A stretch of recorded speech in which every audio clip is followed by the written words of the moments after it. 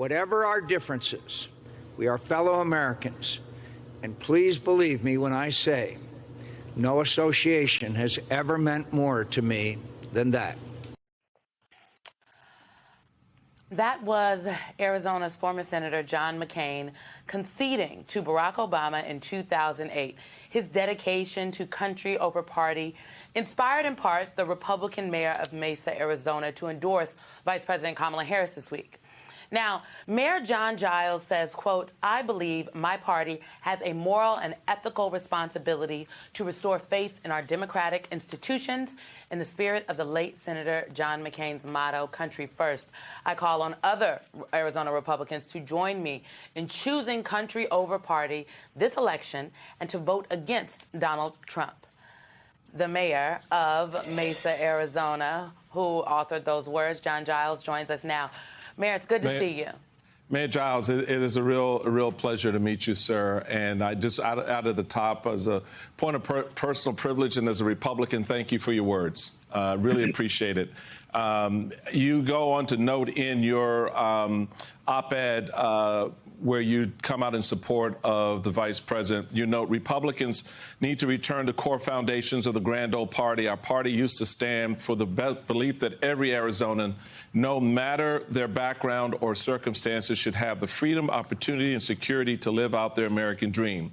The Republican Party, with Trump at its helm, continues down the path of political extremism, away from focusing on our fundamental freedoms.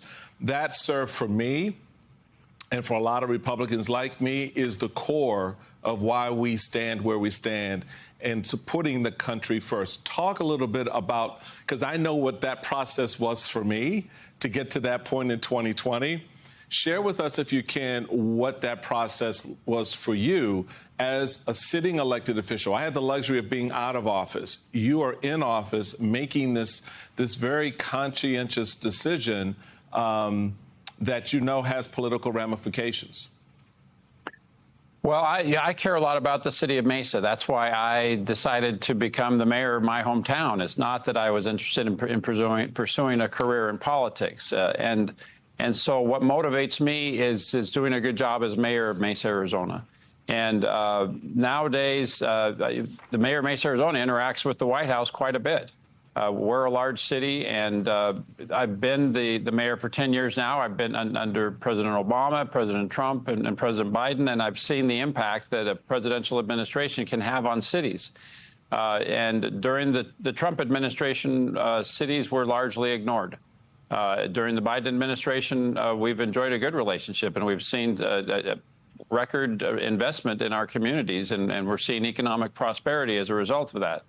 And so I thought it was, I am a Republican, but I'm elected to be a nonpartisan mayor. I mean, my city council is made up of Democrats and independents and Republicans, and we all get along very well. And we do a great job because we focus on the problems that are in front of us rather than getting into the weeds and trying to be partisan. And so that was really the context that compelled me to speak up in this situation. My city would not be well served by a second Trump presidency. Again, we'd go back to being largely ignored and really, even more than that, the subject of hostile attacks from the federal government. And so I thought in the best interests of my city, it was important that I speak up. Silence in this situation was not an option. Silence would be acquiescence, and it would just allow possibly for a very bad outcome. Mayor Giles, you know I'm a fan of yours, just from all the work you do with the U.S. Conference of Mayors, and I just want to underscore what Michael said to you. I'm not a Republican. I'm not even a former Republican. I was a Democrat my entire life.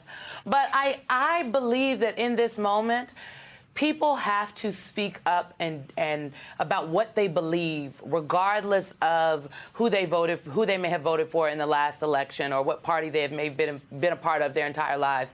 And I'm just wondering, what has the response been from other people in your state, across the country, who know you? What have they called? What have been some of the comments and quiet conversations you've been having?